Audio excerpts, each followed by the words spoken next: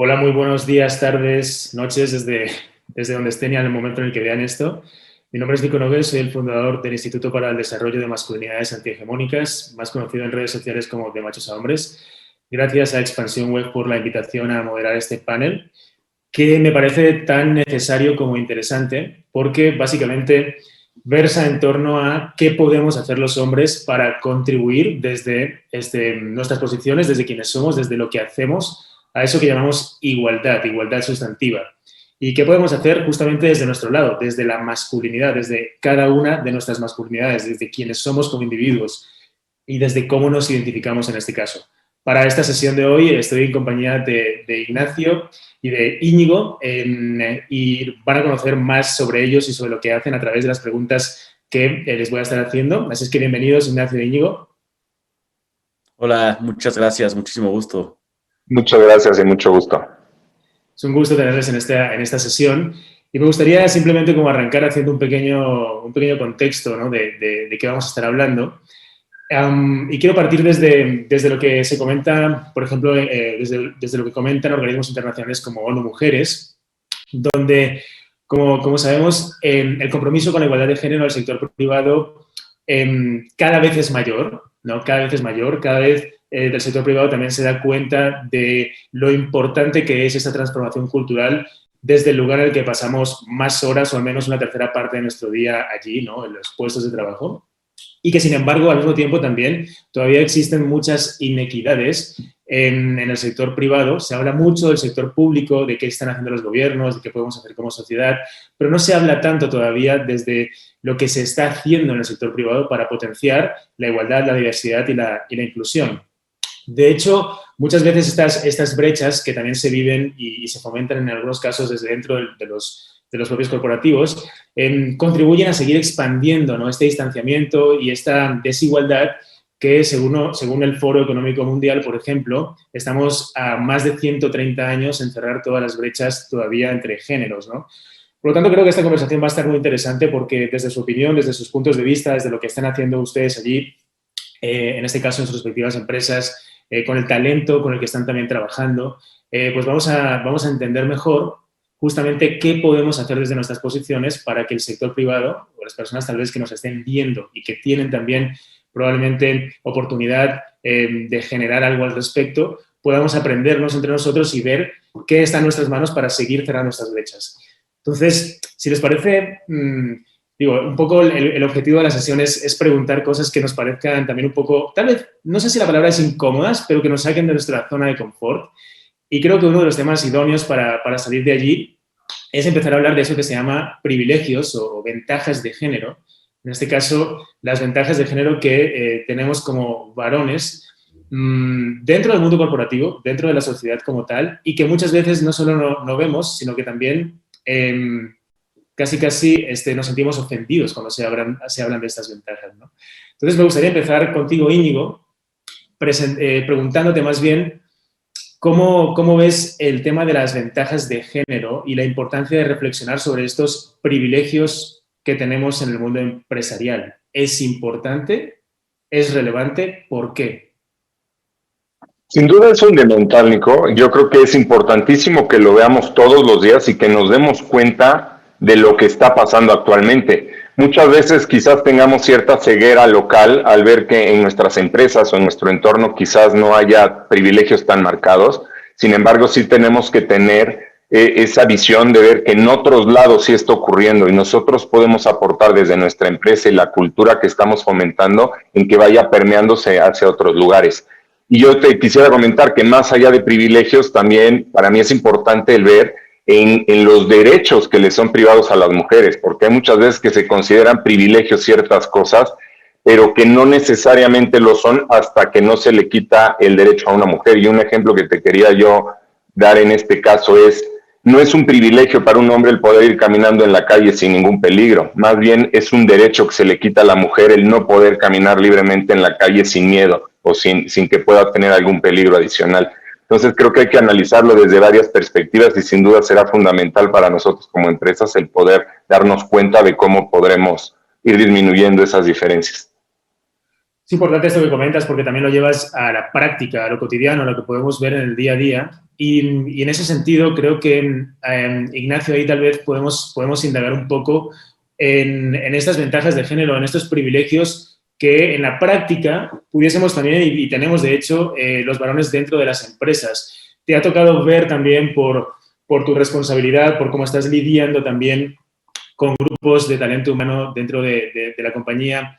¿Qué tipo de privilegios hay allí que como hombres estemos también asumiendo como normales y que no nos demos cuenta muchas veces de cómo estamos siendo beneficiados en algún punto por algún tipo de ventaja que de entrada no necesariamente se vive igual desde otras identidades?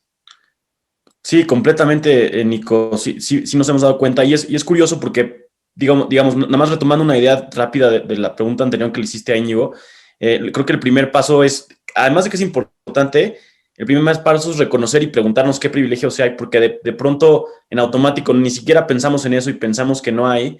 Los que venimos de startups o de empresas un poquito menos tradicionales, incluso nos jactamos de que, de que hay completa igualdad y de repente al preguntarnos y reflexionar nos damos cuenta que existen estos privilegios, ¿no? En mi caso, por ejemplo, nos hemos dado cuenta de que más que un privilegio asociado a o directo asociado al género, es más bien como roles, ¿no? Hay roles de liderazgo y hay en el top management hay mujeres, pero hay roles muy asociados a las mujeres y asociados a los hombres, ¿no? Entonces, por ejemplo, tienes a gente que en recursos humanos tradicionalmente tienes a mujeres, o tienes posiciones de liderazgo que siempre son posiciones un poco contrarias dentro de la organización, gente que está en el equipo de riesgo, en el equipo legal, en el equipo de operaciones, ¿no? Roles que normalmente son roles que resultan los que cuidan, los que frenan, pero también al mismo tiempo pues se pone en una posición difícil internamente y esos roles muchas veces son otorgados a mujeres, ¿no? Y entonces creo que en ese sentido hay un privilegio de alguna manera implícito a los hombres en otro tipo de roles. Creo que un poco así, esa es mi experiencia, no sé si es algo que se replica mucho, pero son cosas que creo que no se dan de manera, digamos, no las notamos de manera automática y de verdad hay un trabajo pendiente de hacer, de sentarnos y decir, a ver, pensemos, ¿cuáles son los privilegios que tenemos, no? Y cuando me invitaron al panel, pues yo pensé en esos y creo que este tema de los roles es la primera cosa que me vino a la mente. ¿Qué figuras de liderazgo tienen las mujeres en la organización en la que trabajo? Y sí, asocio a posiciones que son las personas que nos cuidan, que también lo hacen a costa de poner frenos y trabas a los que tenemos otros roles que nos dedicamos a temas de crecimiento, expansión y sensibilidad directa con el negocio, ¿no? Y que creo que al final debemos de romper estos roles y debemos de poder considerar a los dos géneros para todos los roles, ¿no? Entonces, pues creo que yo lo veo un poco así.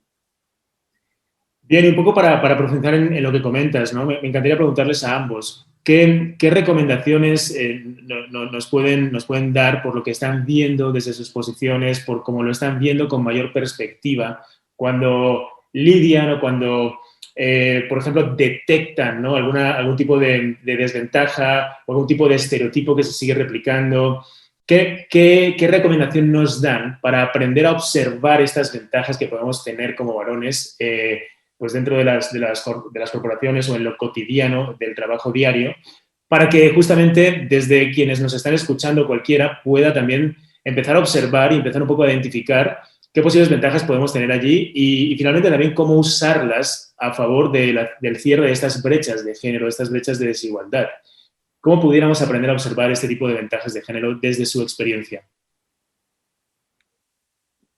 Bueno, yo creo que como lo comentaban, hay que eliminar los estereotipos y ser muy conscientes de cuáles son estos estereotipos. Yo creo que una cultura en la empresa debe estar 100% basada en la meritocracia y no pensando en qué rol es ideal para el hombre o qué rol es ideal para la mujer. Yo creo que cualquier rol puede ser ideal para la persona más capaz. Yo actualmente, afortunadamente, en la empresa en donde estamos, no tenemos muchas diferencias por roles, pero sí en experiencias pasadas les puedo compartir, sobre todo en el mundo de la manufactura en México, que típicamente se cree y se habla mucho de roles dentro de plantas productivas donde no se cree capaz a la mujer para desempeñar estos roles. Es una idea totalmente equivocada porque tenemos, desde luego, muchas diferencias, pero que son diferencias inherentes también a las capacidades de cada una de las personas, no al sexo como tal. Y nos hemos llevado muchos buenos aprendizajes y muchas sorpresas en el pasado dentro de estas plantas productivas, donde en posiciones que típicamente ocupaban solo hombres, hemos visto mujeres destacadísimas que después llegan incluso a ser las directoras de estas plantas. Entonces tengo muchos ejemplos que afortunadamente pudiera yo compartir, pero sin duda es crear una cultura de la empresa alrededor de esta meritocracia, ir viendo todas las capacidades de la persona en función a los logros que han tenido y a las capacidades que tienen para lograr más adelante. Entonces, hay que dejar de ver el rol como hombre o mujer. Claro, entender las capacidades independientemente de la identidad de género que haya detrás, ¿no? Ahí, en ese sentido, también, pues, ¿quieres complementar algo, Ignacio, desde tu punto de vista que nos pueda ayudar a entender más eso, a darnos cuenta, ¿no? Porque muchas veces Claro. aquí el cuestionamiento es, pero es que no tenemos privilegios, pero ¿qué privilegios si básicamente desempeñamos el mismo trabajo, trabajamos las mismas horas, ¿qué privilegios? Explíquenme qué privilegios. Probablemente ustedes han escuchado en muchos foros, tal vez en los que hayan participado, este reclamo por parte de la población masculina, que no se acaba de entender, o muchos varones no acaban de entender a qué nos referimos cuando hablamos de privilegios y claro, lo que no se entiende pues no se asimila, y lo que no se asimila pues sigue perpetuando una conducta que efectivamente sigue ampliando estas brechas, ¿no? Entonces, ¿cómo ayudarnos, cómo ayudarles, cómo ayudar a otros varones que estén viendo a observar esas posibles ventajas y estas ventajas que se pueden ver en lo cotidiano? Creo que, sí, de acuerdo. Creo que lo que debemos de partir es por politizar o hacer políticas empresariales y no dar nada por sentado y por hecho, ¿no? De nuevo, creo que hay empresas en donde este tipo de privilegios son más acentuados o más visibles o más, digamos, hasta, no sé si decirlo, absurdos, ¿no? Muy a la vista de todos. Y hay otras en donde tal vez no estamos menos presentes o menos conscientes de que existen y como dices, nos preguntamos, pero ¿cuáles privilegios o cuáles roles? Bueno, creo que no hay que tener nada por sentado y si bien algunos gozamos de trabajar en empresas que se percibe mucho mayor igualdad de oportunidades, mucho menos, digamos, prejuicios, mucho más, organización basada en la meritocracia, como dice Íñigo. Creo que lo que tenemos que hacer es hacer políticas al respecto que aseguren que estamos primero visibilizando sus privilegios y después tomando acción. Y no tomar nada por sentado y decir, no, es que acá afortunadamente no tenemos estos problemas. No, si los tienes o no pasa nada. Tenemos que politizar y hacer una política de revisar y llevar un control al respecto de esto, ¿no? Creo que ese es el primer paso y es el primer, digamos, mecanismo de control respecto a los privilegios. De hecho, es interesante también esto que apuntas, ¿no? Desde lo sistémico, ¿no? Tomando por sistémico tal vez la propia organización, las políticas de la organización, cómo desde ahí empezar a hackear o a revisitar estas políticas que precisamente potencien que quien quiera llegar, por ejemplo, a puestos directivos de supervisión, llegue por sus valías, por su experiencia, por su desarrollo, por sus actitudes, aptitudes, etcétera, y no tanto por, pues otras muchas cosas que juegan no necesariamente a favor, en este caso, de la población femenina. Veámoslo en un dato interesante, ¿no? Todavía en Latinoamérica, alrededor del 80%, 79-81% del porcentaje de directivos de Latinoamérica seguimos siendo varones, ¿no? Entonces, un poco aquí la pregunta es, cuando se hace a la masa poblacional, en este caso mujeres preparadas que quieren llegar a dirigir, está por encima del 82%, quieren llegar a dirigir, pero sin embargo, apenas el 20, 21, 19, 18% están dirigiendo, ¿no? Entonces, esta es una clara ventaja para todos aquellos que nos estén viendo también, un poco para poner otro ejemplo bien claro de cómo se sigue asociando la capacidad de liderar, la capacidad de dirigir a lo masculino, cuando efectivamente, si echamos un vistazo a la realidad actual, podemos ver que de los principales retos que estamos afrontando como sociedades a nivel político, medioambiental, científico, ahora con todo el tema del COVID, etcétera, de los países que mejor lo están haciendo están liderados por lideresas o proyectos científicos impulsados por científicas. La revolución del activismo a nivel mundial está siendo también impulsada por mujeres. Entonces, la capacidad de liderazgo, como bien apuntan, no tiene nada que ver con un tema de género o de identidad. Sin embargo, las estadísticas nos siguen mostrando que a nivel masivo en Latinoamérica seguimos siendo más varones los que dirigimos, ¿no? Ahí puede haber otra ventaja donde todavía no se asocia este liderazgo o esta capacidad de liderar al otro género, ¿no? En este caso al femenino. Entonces, si entramos de lleno ahí, Ignacio Íñigo, para hablar de este tipo de liderazgo, digámoslo así, sin género, liderazgo, llamémosle un liderazgo inclusivo, un liderazgo que realmente vea las aptitudes y actitudes de la persona y las experiencias independientemente y sus valías y no tenga en cuenta el género. Desde nuestro lado como varones, ¿cómo pudiésemos potenciar ese liderazgo aliado? Sería un poco mi primera pregunta. Y de hecho, ¿existe el liderazgo aliado? Sin duda yo creo que sí, y todo parte también del ejemplo y de lo que hagamos nosotros y de lo que permeamos al resto de la organización, ejemplos que demos. Un ejemplo que te quisiera yo poner es en el momento de estar reclutando, entrevistando a las personas, a los candidatos y a las candidatas. Es muy común, y hay estadísticas de ello, que se le pregunta mucho más a las mujeres cosas de su vida personal, a qué se dedican en su tiempo libre, como para detectar si se van a dedicar a los hijos, a la familia, si van a perder tiempo productivo, pensando en que realmente solo es una obligación de la mujer el dedicar ese tiempo. Entonces creo que parte del problema viene sobre todo acentuado en Latinoamérica, de la educación que estamos dando en casa a nuestros hijos, a nuestras hijas, y lo llevamos eso al trabajo. Y entonces en automático pensamos que es obligación de nuestras esposas o de nuestras hijas o de nuestras mamás el tener todos los cuidados de casa, la cocina, la ropa, los hijos. Y ese es el primer error fundamental que tenemos. Y desde el de que en nuestra posición de liderazgo podemos empezar a cambiar. La pregunta de quién cuida a los hijos, pues debería de ser por igual a hombres o a mujeres. Yo en mi casa, tanto mi esposa como yo trabajamos, los dos podemos cocinar, los dos podemos lavar ropa y los dos podemos cuidar a los hijos.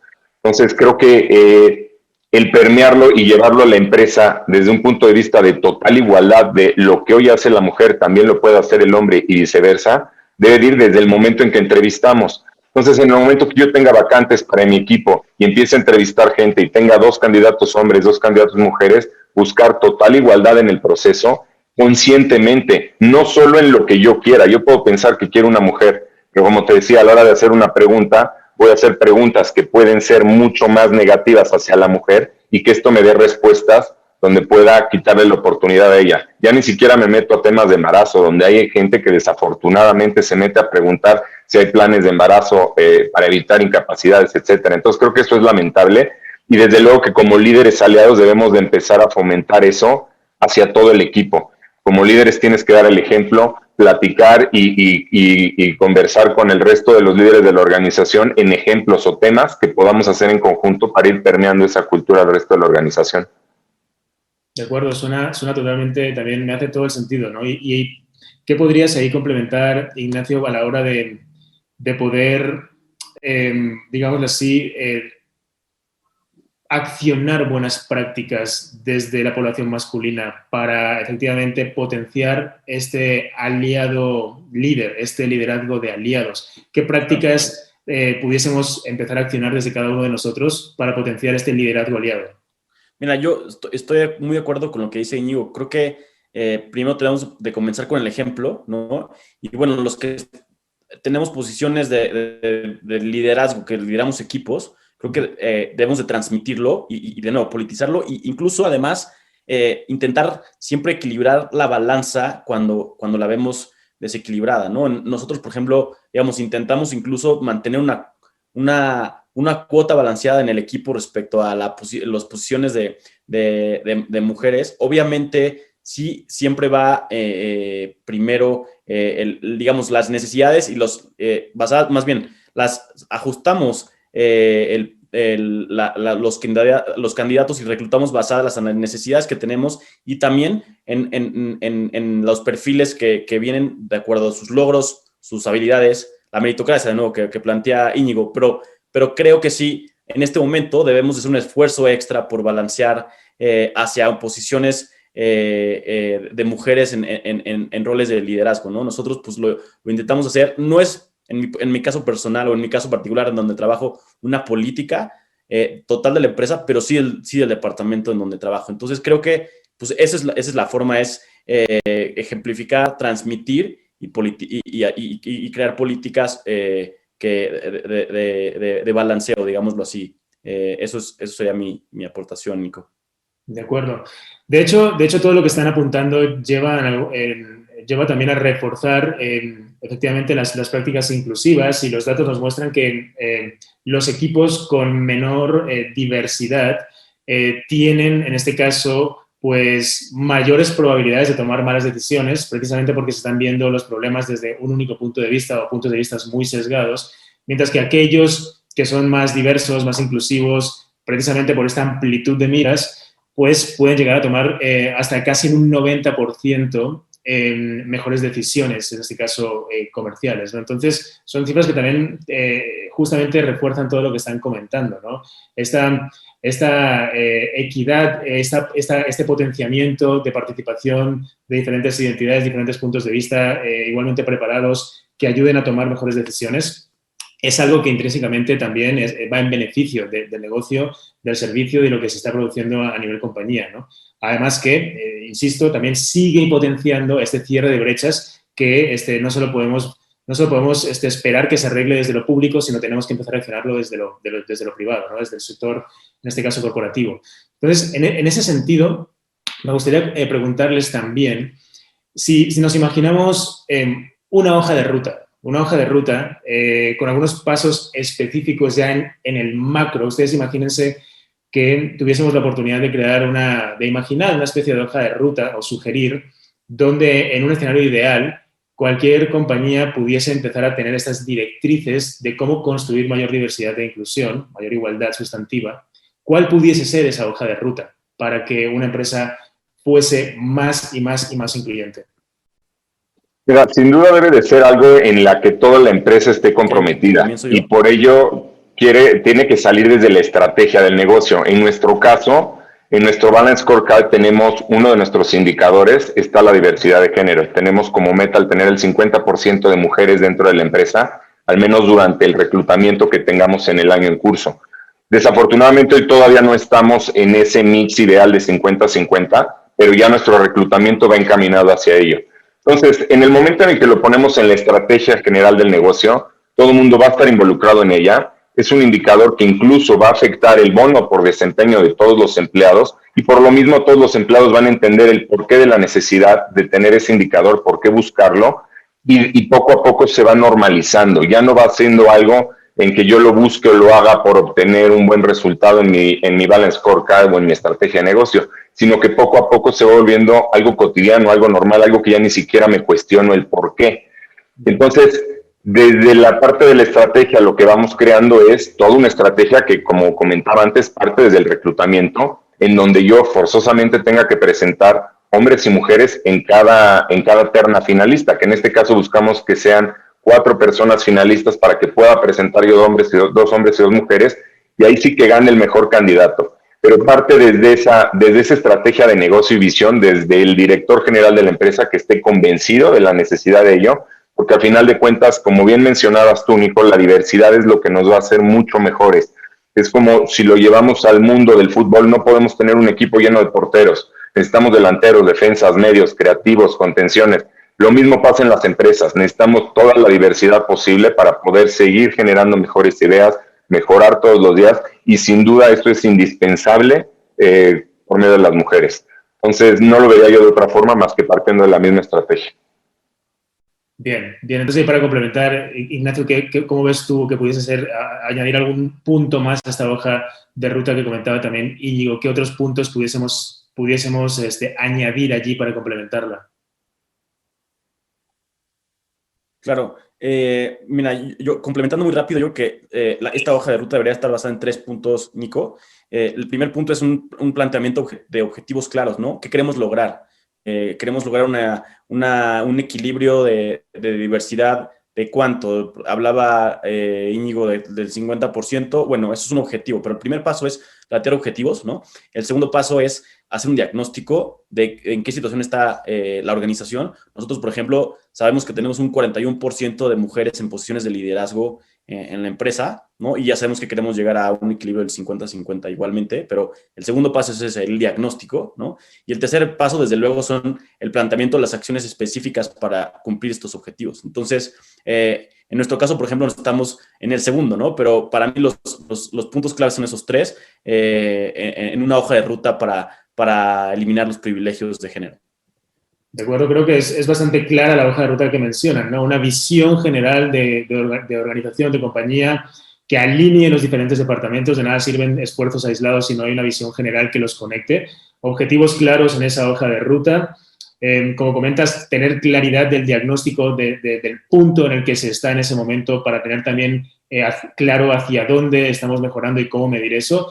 Y finalmente comentabas también acciones muy concretas para poder llegar allí. Mencionaban ambos, coincidían ambos en esta hoja de ruta complementaria que nos han compartido, la importancia de las cuotas, ¿no? En ese sentido, hay también una gran conversación al respecto, ¿no? De si las cuotas sirven, no sirven, son una oportunidad para cerrar brechas, no lo son, es un tipo de discriminación positiva que realmente está no necesariamente ayudando a cerrar la brecha y generando más malestar dentro de las compañías. Hay mucha polémica al respecto de las cuotas, no solo a nivel, como saben, privado, sino a nivel del sector público. En su opinión, desde su punto de vista, han hablado de las cuotas. ¿Cómo ven esas cuotas en lo sustantivo, en el hecho, en la práctica, a esta desarticulación de desventajas y de desigualdades? En su experiencia, ¿sirven? ¿Cómo están ayudando? ¿Las recomiendan? Mira, yo te cuento mi experiencia, perdón, Ivo, no sé si vas a comentarlo muy rápido.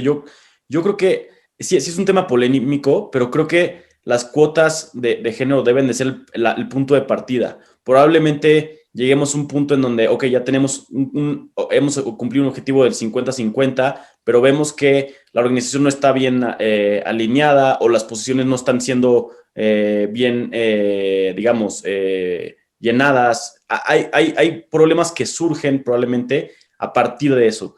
Pero creo que el punto de partida es apenas la cuota. ¿Sí? O sea, ya después debemos de optimizarlo, ¿no? Pero, es decir, primero debemos llegar a unas condiciones de igualdad de oportunidades y después entonces ya optimizar a decir, ok, ¿qué tenemos que hacer para que ya basado en esta cuota, los roles, las posiciones y la dinámica de la empresa funcione? Pero tenemos que tener un punto de partida de igualdad de circunstancias y de oportunidades, y cuando no existe, pero la tienes que forzar, y ese es el punto de partida, no es el objetivo final. El objetivo final no es, bueno, ya está, tenemos 50% y 50%, ¿no? Ya llegamos ahí, entonces, a partir de aquí, ¿cómo optimizamos la dinámica empresarial? ¿Cómo sabemos que tenemos a las mejores personas en las mejores posiciones? Pero ya partiendo de esta igualdad. No sé si tiene sentido y perdón, creo que Íñigo querías complementar tú también. Gracias, Ignacio. Sí, yo lo que quería decir es, justamente como lo mencionaba antes, hay que normalizar el comportamiento, pero en un inicio y cuando las cosas no están totalmente igualadas, sí hay que poner alguna política, hay que poner una métrica y hay que tratar de forzar un poco. Entiendo la polémica que esto crea, porque es crear una discriminación que quizás sea positiva, pero al final de cuentas también el forzar hacia el otro lado también es una discriminación. Sin embargo, al principio creo que es vital para ir creando esta cultura y que después se normalice. Es decir, yo no tengo que explicarle a la gente ni poner en mis políticas que deben de ir vestidos a la empresa, pero sí tengo que quizás poner un código de vestimenta formal y poner reglas claras de qué se considera formal para que después ya se normalice esa conducta. Entonces creo que lo mismo aplica aquí. Hay gente que desafortunadamente no ve igual la parte de discriminación o no es consciente de las diferencias que hay.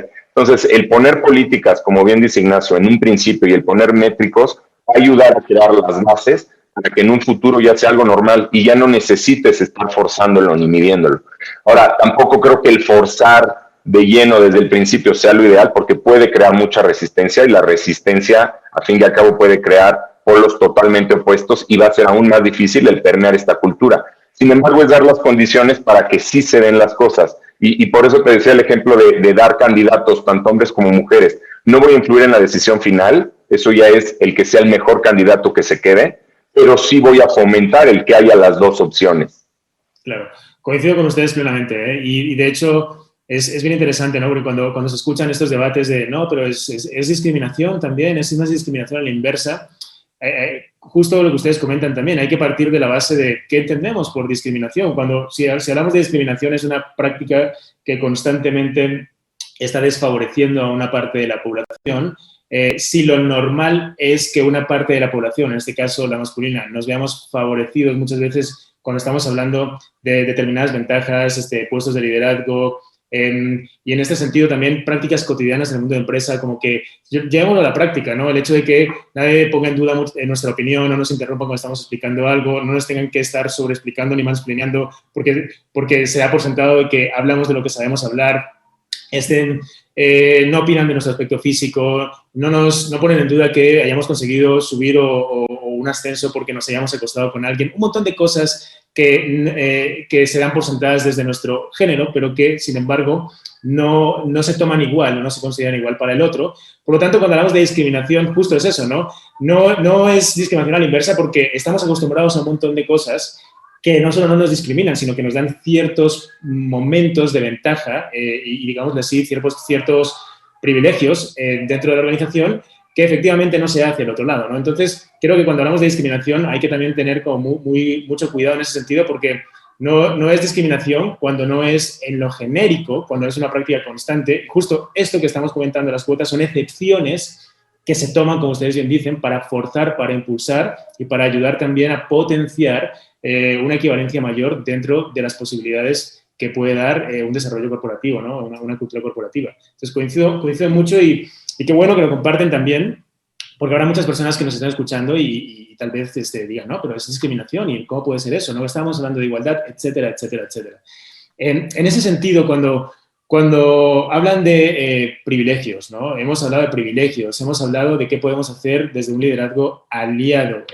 Han comentado una posible hoja de ruta que hace mucho sentido para empezar a articular pasos claros y firmes, ¿no? Ante todo eso, ¿cuáles son, desde su punto de vista, los principales retos actuales que tal vez están viendo, que ven por otros compañeros o por otras experiencias que han tenido en otros corporativos? ¿Cuáles son esos retos que están impidiendo que en la práctica la inclusión tarde en llegar? ¿Cuáles son esos retos con los que nos enfrentamos, ¿no? para que esto no se dé tan rápido? Yo creo que parte mucho desde la cultura y desde luego parte desde la educación que tenemos en casa. Ahí también como individuos debemos de procurar el educar a nuestros hijos en función de esta igualdad. Y en el momento que lo llevamos a la empresa, uno de los retos que yo veo es traer al talento adecuado a la empresa, que crea también en esos valores, que crea también en esa igualdad, y de esa forma el poder crear una cultura integral dentro de la empresa. De nada sirve que solo la alta dirección o recursos humanos, un par de personas aisladas crean en la igualdad. Si no lo cree la cultura como tal de la empresa, de nada va a servir. Entonces creo que el mayor reto es eso, que se permee perfectamente bien en toda la cultura, desde la posición más baja que hay en la empresa o la posición más nueva dentro de la empresa hasta el que más años lleve o el director general de la empresa, deben de todos estar en absolutamente el mismo canal, la misma sintonía y todos creer en esta diversidad, en esta riqueza de contar con la diversidad y la igualdad ante todo. Bien ahí. Y entonces, Ignacio, ¿cuál sería para ti el reto o los retos que estás viendo actuales como para que esto no se active de forma más acelerada?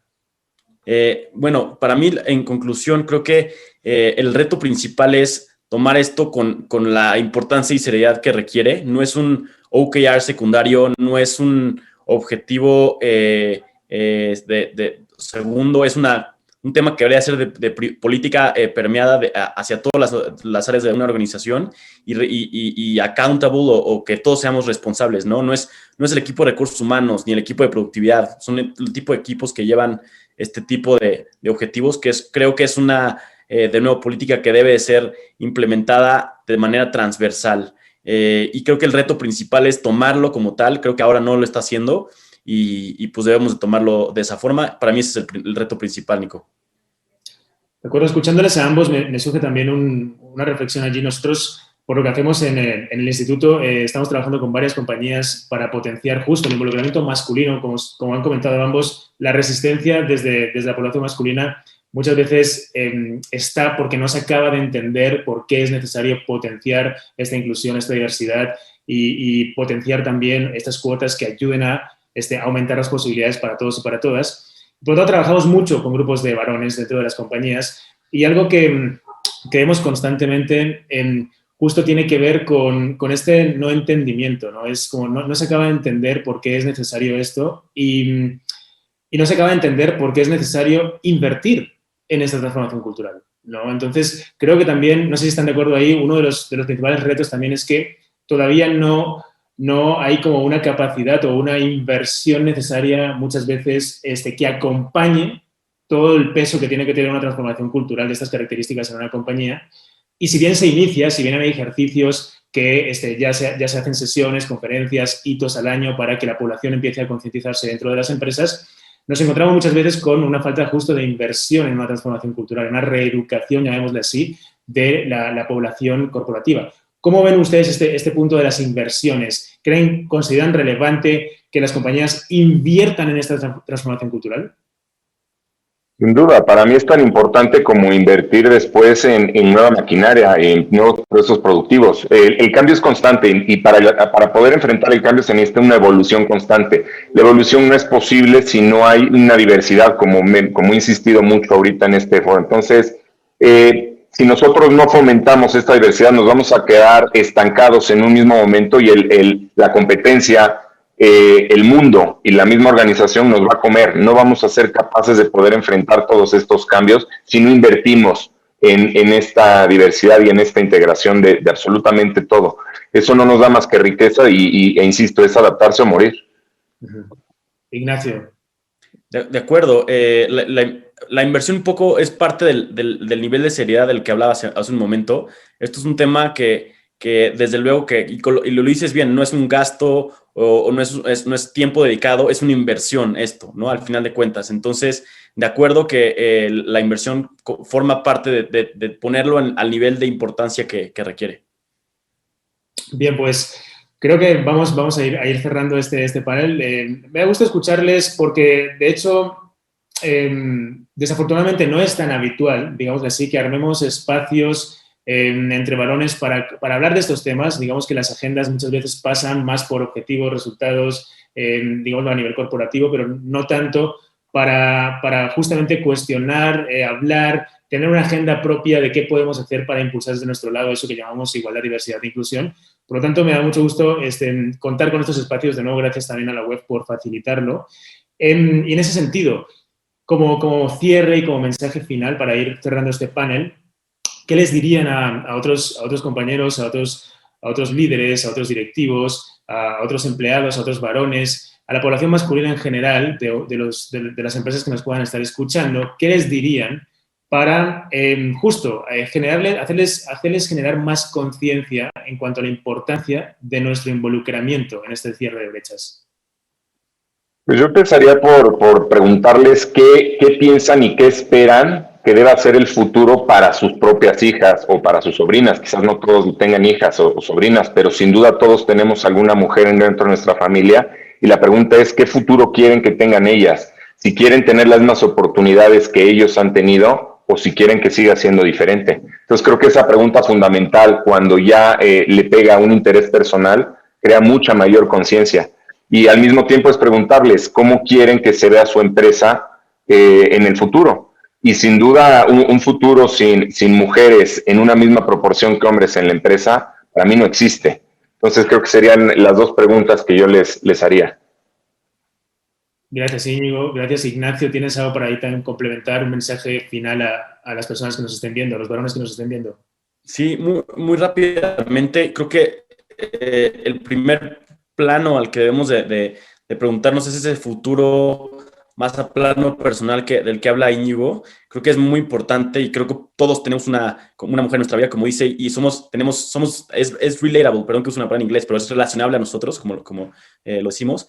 Pero hay también un plano a nivel de la empresa, si estamos hablando en un entorno empresarial, de cuál es mi responsabilidad y cuáles son los objetivos de la empresa y qué implica esta visibilidad de los privilegios para cumplir esos objetivos. Y después hay un tercer plano que yo diría que es más hacia la sociedad, ¿no? ¿Cuál es nuestro rol y cuál es nuestra responsabilidad ante la sociedad respecto a este tema y qué podemos hacer al respecto? Entonces, el plano personal, empresarial y tal vez civil, yo lo diría de alguna forma, ¿no? Y partir de eso para tomar acción. Y eso es todo, Nico. Gracias.